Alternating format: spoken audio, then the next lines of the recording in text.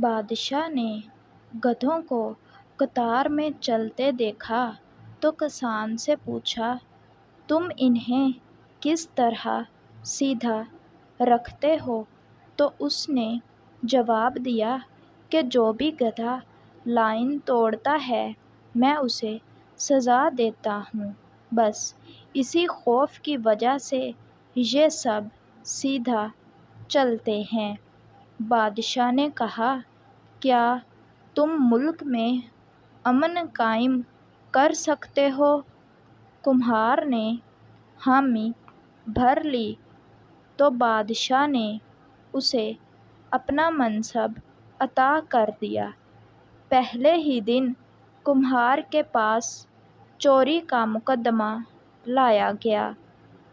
کمہار نے فیصلہ سنایا کہ چور کے ہاتھ کاٹ دو۔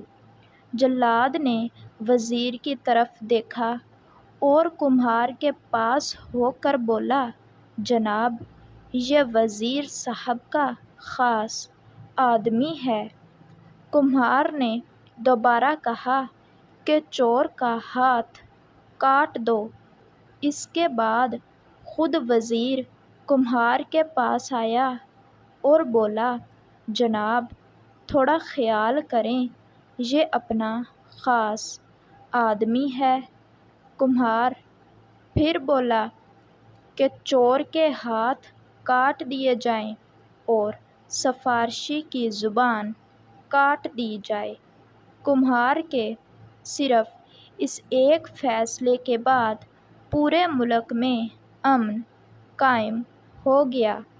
تو پیارے بچوں، یہ ہوتا ہے انصاف، کیونکہ قانون کی نظر میں سب انسان برابر ہیں۔